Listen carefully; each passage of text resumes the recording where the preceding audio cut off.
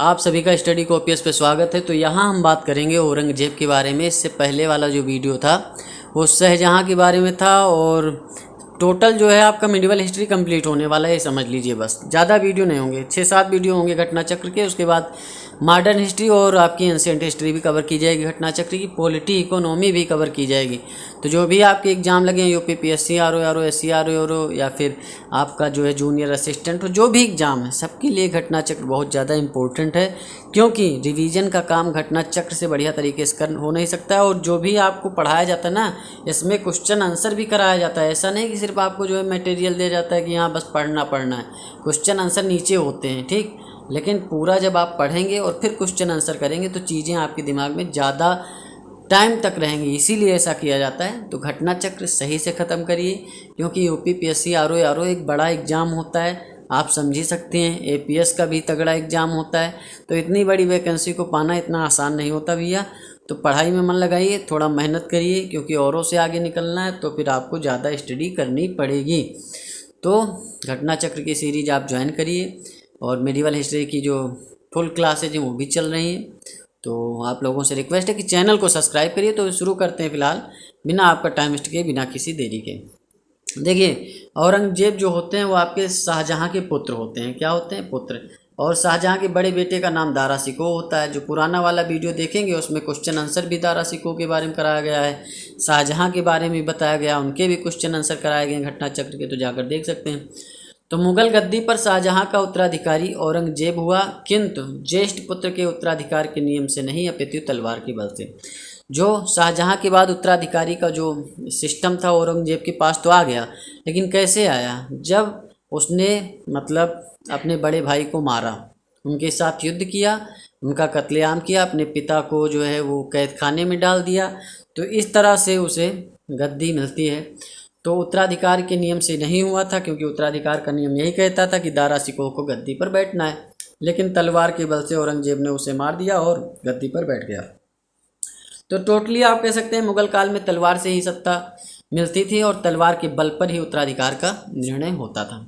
मुगल बादशाह औरंगजेब का राज्याभिषेक 2 बार हुआ था। ये क्वेश्चन पे कई बार आ चुका है कि मुगल बादशाह औरंगजेब का राज्याभिषेक कितनी बार हुआ, या किस मुगल शासक का राज्याभिषेक 2 बार इतिहास में होता है। तो औरंगजेब याद रखना है, क्वेश्चन आया हुआ क्वेश्चन है, फिर से बता रहा हूँ। मैं जो भी पढ़ाता हूँ उसमें आपको जो भी क्वेश्चन आए हुए हैं ये बताता चलता हूँ लगातार। तो ये चीज़ें आप ध्यान में रखिए, ऐसा नहीं कि सिर्फ यहाँ आपको रट्टू तोता बनाया जाता है, जो क्वेश्चन आए हुए हैं उनके बारे में भी आपको समझाया जाता है। तो औरंगजेब का राज्याभिषेक 2 बार हुआ था। उसका पहला राज्याभिषेक दिल्ली में हुआ 31 जुलाई 1658 को, और उसका दूसरा राज्याभिषेक भी दिल्ली में ही हुआ 15 जून 1659 को। और अब्दुल मुजफ्फर मुहिउद्दीन मोहम्मद औरंगजेब बहादुर आलमगीर पातशाह गाजी की उपाधि भी इसी ने धारण की। वह मुगल बादशाह के सिंहासन पर आसीन हुआ। समझिए बात को। मध्य प्रदेश में स्थित उज्जैन के निकट धर्मत नामक स्थान पर 15 अप्रैल 1658 को औरंगजेब और दारा शिकोह के मध्य युद्ध हुआ। ये क्वेश्चन आया हुआ कि धर्मत का युद्ध कब हुआ, तो 1658 में हुआ, 15 अप्रैल 1658। किसके मध्य हुआ? औरंगजेब और दारा शिकोह, उनके बड़े भैया और छोटे भैया के बीच में हुआ। समझिए बात को, क्योंकि दारा शिकोह औरंगजेब से बड़े थे, औरंगजेब छोटे थे, तो दोनों भाइयों के मध्य होता है धर्मत का युद्ध, जो कि मध्य प्रदेश के उज्जैन में स्थित है, ये भी याद रखना। इस युद्ध में जोधपुर के राजा जसवंत सिंह ने दारा शिकोह की तरफ से, जो ये युद्ध हुआ था धर्मत का युद्ध, इसमें जसवंत सिंह ने दारा शिकोह की तरफदारी की थी, मतलब उनके तरफ से लड़े थे, और जो मुराद थे वो औरंगजेब की तरफ से उन्होंने भाग लिया था। फिर जो है इस युद्ध में कोई निर्णायक युद्ध होता नहीं है, तो सामूगढ़ का युद्ध होता है 29 मई 1658 को, और औरंगजेब और मुराद की संयुक्त सेनाओं एवं दारा शिकोह के मध्य युद्ध हुआ। मतलब सामूगढ़ का युद्ध होता है 1658 में, ठीक। 1 महीने बाद लगभग धर्मत का युद्ध अप्रैल में होता है, और ये सामूगढ़ का युद्ध 1658 में 1 महीने बाद मई में होता है। तो औरंगजेब और मुराद की संयुक्त सेना थी, दारा शिकोह के मध्य युद्ध होता है, जिसमें दारा शिकोह पराजित होता है, इसे बंदी बना लिया जाता है, और फिर इसे मार करके, इसका गला काट करके और थाली में सजा करके इसके पिता जो शाहजहाँ, जिसे उन्होंने पहले से कैद कर रखा है औरंगजेब ने, उनके पास जो है भेजा जाता है। देखो मैंने इसे मार दिया, मैं गद्दी पर बैठ गया हूँ। उत्तराधिकार के युद्ध में औरंगजेब ने से पराजित दारा शिकोह के पुत्र शहजादे सुलेमान, मतलब जो दारा शिकोह का पुत्र था सुलेमान शिकोह, इसने श्रीनगर गढ़वाल के शासक पृथ्वी सिंह के यहाँ शरण ली थी कि भैया हमें शरण दे दो, नहीं हमें भी औरंगजेब मार देंगे। लेकिन भैया कहते हैं कि जो पृथ्वी सिंह ने तो शरण दे दी, लेकिन उनके पुत्र थे मेदिनी सिंह, वो डर गए और उन्होंने उसे औरंगजेब को सौंप दिया कि ले जाओ, बिल्कुल ले जाओ। तो सुलेमान सिकोह को इन्होंने, जो कि दारा सिकोह के पुत्र थे, उसे सौंप दिया था औरंगजेब को। सुलेमान सिकोह को ग्वालियर के किले में बंद कर दिया गया और उसे अफीम खिला खिलाकर बेचारे को मार डाला गया।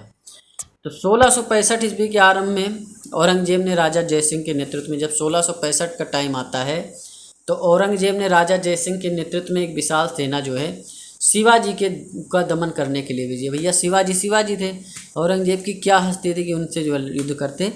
तो राजा जयसिंह के नेतृत्व में एक सेना भेजी शिवाजी का दमन करने के लिए। जयसिंह जो थे वो कछवाहा शासक थे, जो कि युद्ध और शांति दोनों कलाओं में निपुण थे। वह चतुर कूटनीतिज्ञ थे और उसने समझ लिया कि बीजापुर को जीतना जो है इतना आसान है नहीं, तो उसने शिवाजी से मैत्री करना आवश्यक समझा। अतः पुरंदर के किले पर मुगलों की विजय और राजगढ़ की घेराबंदी के बावजूद भी उन्होंने शिवाजी से संधि की। क्यों? क्योंकि वो जानते थे कि पूरे बीजापुर को जीतना इतना आसान है नहीं, तो इसीलिए जो है पुरंदर की संधि जून 1665 में हुई। किसके बीच में? जयसिंह के बीच में और आपके शिवाजी के बीच में। क्वेश्चन आया हुआ है। तो पुरंदर की संधि 1665 में और सामूगढ़ का युद्ध 1658 में किसके किसके मध्य होता है? दारा सिकोह औरंगजेब के मध्य। धर्मत का युद्ध जो कि आपके मध्य प्रदेश के उज्जैन में है, वो भी आपका 1658 में होता है। धर्मत का युद्ध पहले होता है और आपका जो दूसरा वाला सामूगढ़ का वो बाद में होता है, ये याद रखना, ये भी सीरियल में कभी कभी आ जाता है। औरंगजेब के पुत्र मोहम्मद अकबर, औरंगजेब का पुत्र था मोहम्मद अकबर, उसने 1681 में विद्रोह करके राजपूतों के विरुद्ध अपने पिता की स्थिति दुर्बल कर दी थी। मतलब ये मिल गया जाके कौन? मतलब मुगल काल में सिस्टम ही था कि भाई को भाई मार रहा है, बेटा पिता को मार रहा है। औरंगजेब ने अपने पिता को भी मारा और एक हिसाब से अपने भाई को भी मार दिया। तो यहाँ इनके बेटे हुए, तो जैसी करनी वैसी भरनी, आप समझ ही सकते हैं। तो मोहम्मद अकबर जाके मिल जाता है राजपूतों के साथ और अपने पिता की स्थिति दुर्बल कर देता है। अकबर राजपूतों के विरुद्ध लड़े जाने वाले युद्ध से निराश हो गया। ठीक, उसे अपने पिता की धर्मांधता की नीति की सफलता में विश्वास नहीं था। मतलब जो धर्मांधता था, मतलब जो आपका औरंगजेब था वो पूरी तरह से धर्मांध व्यक्ति था, पूरी तरह से कट्टर था। मतलब मुस्लिम वाला सिस्टम था कि ये बस मुसलमान है तो हम अपने उसके हिसाब से चलेंगे, शरिया के हिसाब से, तो शरिया के हिसाब से चलने वाला था। तो उसे अपने पिता की धर्मांधता की नीति में बिल्कुल जो है भरोसा नहीं था, बहुत ही ख़राब लगता था तथा वह विचारों से बहुत उदार था। ठीक, जलालुद्दीन खिलजी समझ लो, उस टाइप का व्यक्ति था, बहुत अच्छा था। और उसी अवसर पर मेवाड़ के राजा जयसिंह और राठौर नेता मारवाड़ के दुर्गादास ने उसके सामने प्रस्ताव रखा, यदि वह अपने को भारत का बादशाह घोषित करे तो मेवाड़ और मारवाड़ दोनों की सेनाएं उसकी सहायता करेंगी। तो मतलब मेवाड़ के राजा राज सिंह और राठौर नेता मारवाड़ के दुर्गादास ने उससे कहा, किससे? आपके मोहम्मद अकबर से, जो कि औरंगजेब का पुत्र था। उससे कहा कि ऐसा तुम अपने आप को राजा घोषित कर दो और हम तुम्हें जो है अपनी सेनाएं देंगे। औरंगजेब जो कुछ दूसरों पर लागू करना चाहता था उसका वह स्वयं अभ्यास करता था। ठीक, और उसके व्यक्तिगत जीवन का नैतिक स्तर ऊंचा था। वह अपने युग के प्रचलित पापों से दृढ़तापूर्वक अलग रहता था। इस प्रकार उसके समकालीन उसे शाही दरवेश समझते थे तथा मुसलमान उसे जिंदा पीर के रूप में मानते थे। जिंदा पीर किसे कहा जाता है? ये क्वेश्चन भी बहुत बार आ चुका है। और शाही दरवेश किसे समझा जाता है? ये भी औरंगजेब को, बस ये याद रखना, ये भी तो क्वेश्चन आ चुके हैं। तो रफ कॉपी लेकर बैठिए, उसमें लिख लीजिए कि ऐसे ऐसे क्वेश्चन आए हैं, ज़रूरी रहेगा, मतलब अच्छा रहेगा आप लोगों के लिए। जिंदा पीर भी इसे कहा जाता था और शाही दरवेश। 1652 ईस्वी में जब औरंगजेब दूसरी बार दक्षिण का सूबेदार नियुक्त किया गया तो उसे गोलकुंडा एवं बीजापुर के विरुद्ध आक्रामक नीति अपनाई थी। मतलब जब दूसरी बार दक्षिण का सूबेदार, 1652 की बात हो रही, शाहजहां का टाइम पीरियड चल रहा था, तब शाहजहां ने उसे जो है दक्षिण का ही ज़्यादातर भार सौंप रखा था। तो 1652 में जब दूसरी बार दक्षिण का सूबेदार बना था ये, तो उसने गोलकुंडा और बीजापुर के विरुद्ध आक्रामक नीति अपनाई थी। संभवतः उसने इन दोनों राज्यों का विध्वंस भी कर दिया होता, किंतु दारा सिकोह के परामर्श पर शाहजहां द्वारा भेजे गए आदेश के अनुसार 1656 ईस्वी में गोलकुंडा एवं 1657 में बीजापुर के विरुद्ध उसे युद्ध स्थगित कर संधि करनी पड़ी, क्योंकि टाइम पीरियड था शाहजहां का। शाहजहां दारा सिकोह को बहुत मानता था दारा शिकोह एक उदारवादी था, मतलब सहिष्णु व्यक्ति था, मतलब सब बराबर समझता था कि हिंदू मुस्लिम एक बराबर हैं। तो इसलिए उन्हीं के जो है परामर्श पर शाहजहां ने ये युद्ध रुकवा दिया था, संधि करवा दी थी। नहीं, ये बहुत विध्वंस करता कौन, आपका औरंगजेब। बादशाह बनने के बाद उसने अपनी इस अधूरी योजना को पूरा किया और बीजापुर एवं गोलकुंडा पर अधिपत्य स्थापित किया। उसकी इच्छा थी कि भैया हम यहाँ अधिपत्य करेंगे। औरंगजेब के शासनकाल के दौरान मुगल सेना में सर्वाधिक हिंदू सेनापति थे। सर्वाधिक हिंदुओं का विनाश भी कौन करता था, आपका औरंगजेब, और उसके लिए रखे थे इसने सर्वाधिक हिंदू सेनापति की, तुम ही करो विनाश। कहने का मतलब उसका ये था कि कुल्हाड़ी होती है, उसमें लकड़ी लगी होती है और वही लकड़ी दूसरी लकड़ी को काटती है। तो सिस्टम इसका ये था, आप समझ सकते हैं। कोई अच्छी सोच नहीं थी उसके पीछे, उसके पीछे एक गंदी ही सोच थी कि मरो मारो तो सब तुम ही बस। उसके शासनकाल के उत्तरार्ध में कुल सेनापतियों में 31.6% हिंदू थे, जिसमें मराठों की संख्या आधे से अधिक थी। ठीक, अकबर के काल में यह अनुपात 22.5% था। ठीक, तो सबसे ज़्यादा जो अगर हिंदू थे ना, तो वो आपके किसके समय में थे, औरंगजेब के समय में। तो सबसे ज़्यादा हिंदू जो थे वो आपके औरंगजेब के समय में थे। अकबर महान ने अपने साम्राज्य से जजिया कर की समाप्ति की घोषणा की थी, किंतु औरंगजेब ने उसे 1679 में पुनर्जीवित कर दिया था। जजिया कर शुरू किसने किया था, मोहम्मद बिन कासिम चले जाओ। ठीक, वहाँ से शुरू हुआ जजिया कर। उसने ब्राह्मणों पर नहीं लगाया, फिर फिरोज शाह तुगलक ने ब्राह्मणों पर भी जजिया कर लगाया और उसके बाद में अकबर महान ने जजिया कर समाप्त कर दिया था पूर्णतया, लेकिन औरंगजेब ने इसे 1679 में पुनर्जीवित कर दिया। इस कर के लिए हिंदुओं को 3 वर्गों में बांटा गया। ठीक, कैसे बांटा गया, जिनकी आय 200 दिरहम प्रतिवर्ष थी उन्हें 12 दिरहम प्रतिवर्ष देना पड़ता था। जिनकी 200 दिरहम प्रतिवर्ष से कम थी उन्हें 12 दिरहम प्रतिवर्ष देना था। 200 से 10,000 दिरहम जो कमाते थे उन्हें 24 दिरहम देना था, और 10,000 दिरहम के ऊपर जो था उसे 48 दिरहम देना था। ये इनका कर लेने का सिस्टम था। चलिए आगे बढ़ते हैं। अब देखिए, स्त्रियां, गुलाम, 14 वर्ष से कम के बच्चे, भिखारी और आय रहित व्यक्ति इस कर से मुक्त थे। अधीनस्थ हिंदू राजाओं एवं ब्राह्मणों को भी इस कर को देने के लिए बाध्य कर दिया गया था।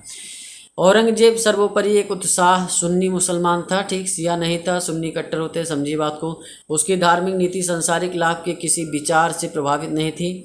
उदार दारा के विरुद्ध सुन्नी कट्टरता के समर्थक के रूप में राज सिंहासन प्राप्त करने वाले की हैसियत से उसने कुरान के कानून को कठोरता से लागू करने का प्रयत्न किया।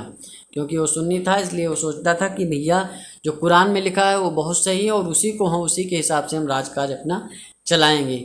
इस कानून के तहत अनुसार प्रत्येक धार्मिक मुसलमान को अल्लाह की राह में मेहनत करनी चाहिए, या दूसरे शब्दों में तब तक गैर मुसलमानी देशों दारुल हर्ब मतलब जो गैर मुसलमानी देशों के विरुद्ध धर्म युद्ध करना चाहिए जहां मुस्लिम नहीं हैं, और जब तक कि वे इस्लाम के दारुल इस्लाम में कन्वर्ट ना हो जाए। दारुल हर्ब मतलब होता है गैर मुसलमानी देश जहां मुसलमान नहीं हैं, हिंदू हैं या कोई अन्य जो है धर्म के लोग हैं, और उसे दारुल हर्ब को दारुल इस्लाम में कन्वर्ट करना है। इसका उसका मेन उद्देश्य जो था, मुख्य उद्देश्य उसका यही था कि दारुल हर्ब को तो दारुल इस्लाम, तो दारुल हर्ब मतलब समझे आप कि गैर मुसलमानी देश, दारुल इस्लाम मतलब पूरी तरह से इस्लाम में कन्वर्ट देश।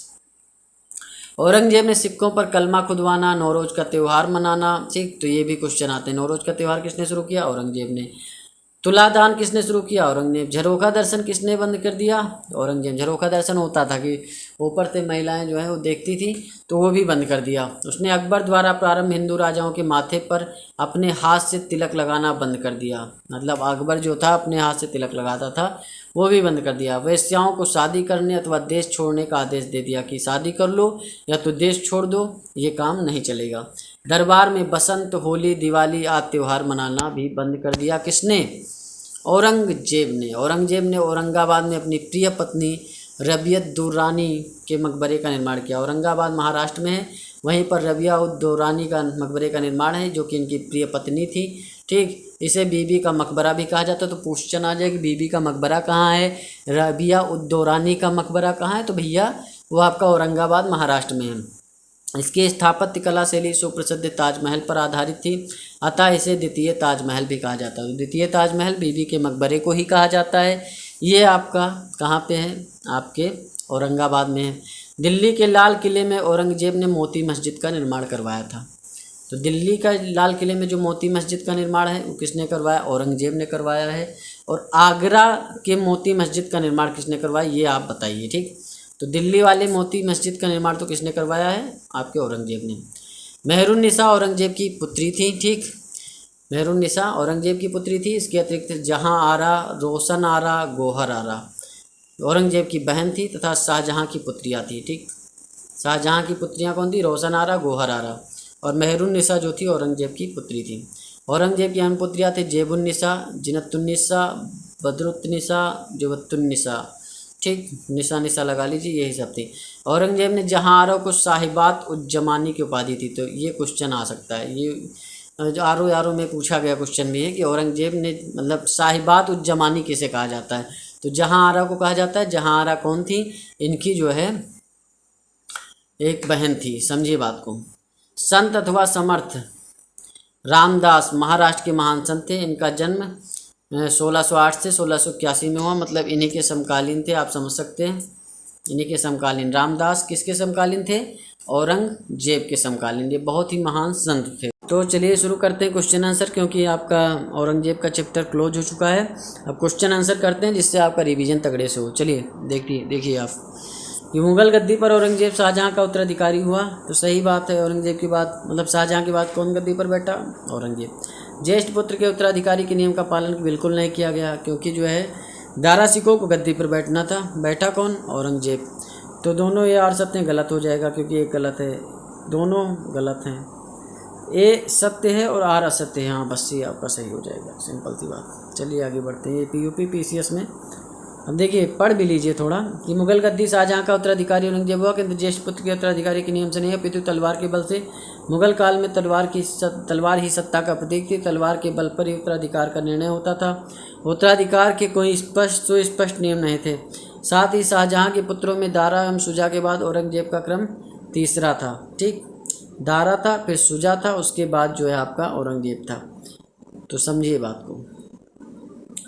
किस मुगल बादशाह का 2 बार राज्य? मैंने कहा था ये क्वेश्चन आया हुआ। तो भैया औरंगजेब का 2 बार राज्याभिषेक हुआ, दोनों बार दिल्ली में हुआ। ठीक, 1658 फिर 1659। धर्मत का युद्ध किनके बीच लड़ा गया? तो औरंगजेब दारा सिकोह के मध्य। ये युद्ध आपका कब लड़ा गया था? चलिए आप कमेंट सेक्शन में बताइए। 1658, 15 अप्रैल 1658 में। और मई में कौन सा लड़ा गया था आपका? धर्मत के बाद सामूगढ़ का। तो देखिए धर्मत का युद्ध, बिलग्राम का युद्ध, जजाऊ का युद्ध, सारे युद्ध आपको लगाने। तो धर्मत का युद्ध आपका कब होता है? 1658 में होता है, ये तो आपको पता ही है। और उसके बाद में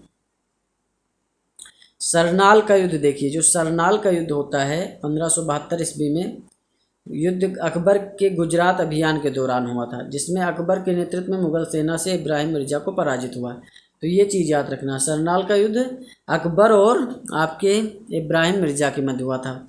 और बिलग्राम का युद्ध पता है हुमायूं और आपके शेरशाह के मध्य हुआ था, ये तो पता है 1540 में। 1658 में धर्मत का युद्ध हुआ।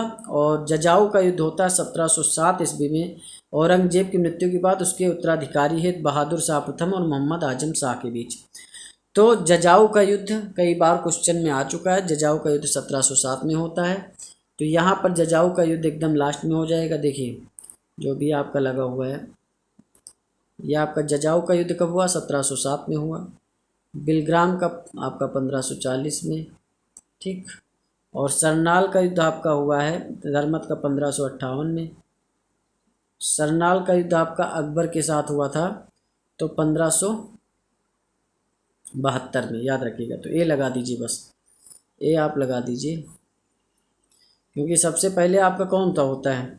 सबसे पहले आपका बिलग्राम का युद्ध होता है, उसके बाद में आपका सरनाल का, फिर आपका धर्मत का, फिर जो है आपका जजाऊ।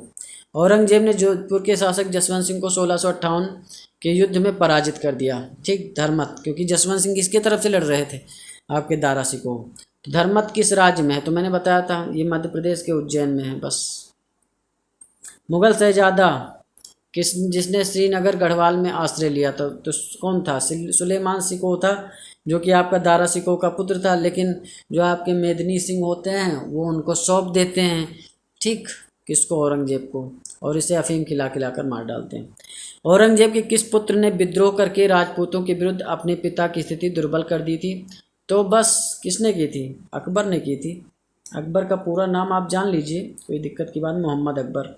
1681 में इसने विद्रोह किया और राजपूतों के विरुद्ध ही अपने पिता की स्थिति दुर्बल कर दी थी।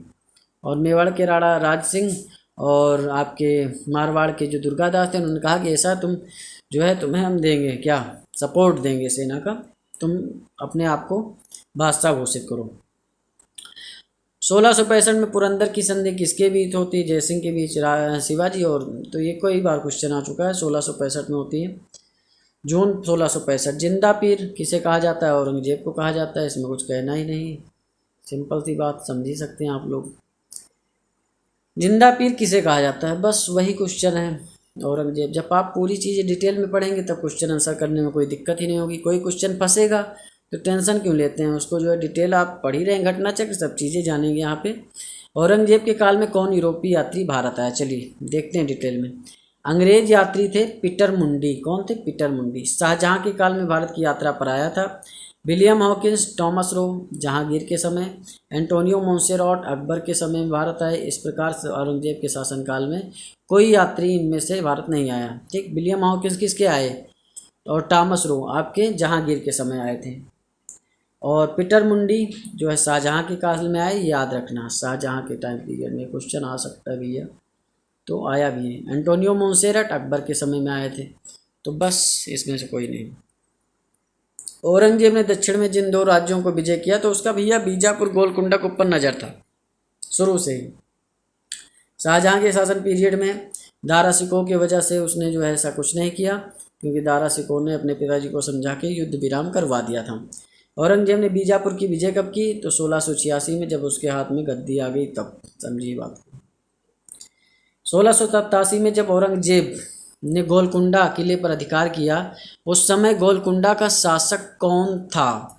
तो अबुल हसन कुतुब शाह था। ठीक, 1686 में जब औरंगजेब ने बीजापुर और 1687 में आपके गोलकुंडा, 1686 में बीजापुर पर आक्रमण किया, 1687 में गोलकुंडा पर।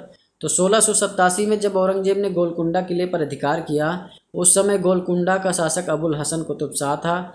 कहा जाता है कि औरंगजेब ने गोलकुंडा के किले को उसी तरह सोने की कुंजियों से खोला था जिस प्रकार अकबर ने असीरगढ़ के किले को खोला था।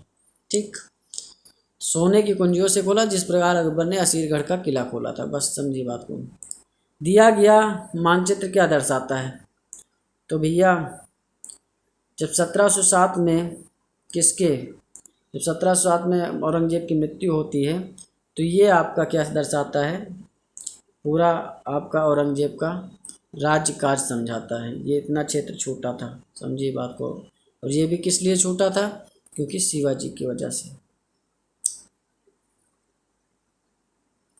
किस बादशाह के अंतर्गत मुगल सेना में सर्वाधिक हिंदू सेनापति थे? तो ये भी आपका औरंगजेब था। औरंगजेब के शासनकाल के दौरान 31.6%, ये प्रतिशत भी थोड़ा ध्यान रखिएगा, कल को पूछ सकते हैं, 22.5% लगभग जो है आपका अकबर के समय में थे।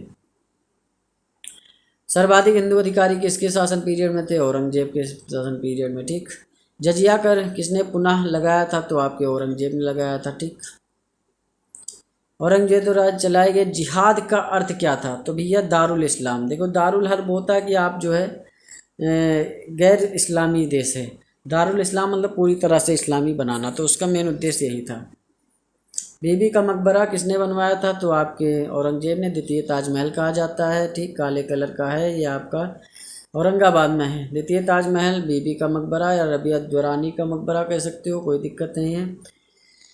सम्राट औरंगजेब की पुत्री थी, तो औरंगजेब की पुत्री जो थी वो मेहरुन्निसा थी। जहां आरा, रोशन आरा, गोहर आरा, ये आपकी जो थी बहनें थी।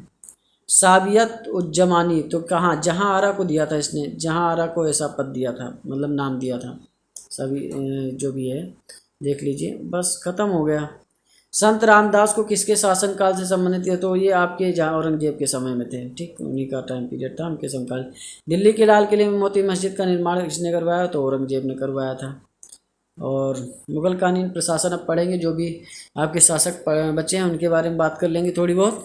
और फिलहाल टेंशन मत लीजिए, पढ़ाई करते रहिए बस, क्योंकि आपका एग्ज़ाम एकदम आपके सर पे है, और लगातार पढ़ाई करिए। सिलेक्शन लेना है आप लोगों को, क्योंकि सिलेक्शन लेंगे तभी सिस्टम बनेगा, आपके माता पिता का सर ऊंचा होगा।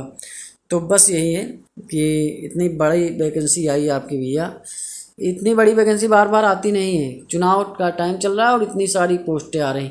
मतलब सोचिए, आर ओ जो 180 बता रहे थे ना, वो 400 के करीब पोस्टें जा रही। और APS भी 300 प्लस हो चुकी है। और आपका जूनियर असिस्टेंट का देख लो, डायरेक्ट 2500 के करीब पोस्टें बढ़ गई। तो भैया मन लगा के पढ़ लीजिए और सिलेक्शन ले लीजिए, बस एक पोस्ट ले लीजिए बस, ठीक। और मिलते हैं नेक्स्ट वीडियो में। मिडिवल हिस्ट्री 5-6 वीडियो में जो है पूरा कवर हो जाएगा घटना चक्र। फिर मॉडर्न और एंशिएंट भी जल्दी से जल्दी ख़त्म करेंगे। टेंशन मत लीजिए, पढ़ते रहिए और चैनल को भैया सब्सक्राइब कर लीजिए। चलते हैं, फिर मिलेंगे। धन्यवाद, थैंक यू, शुक्रिया।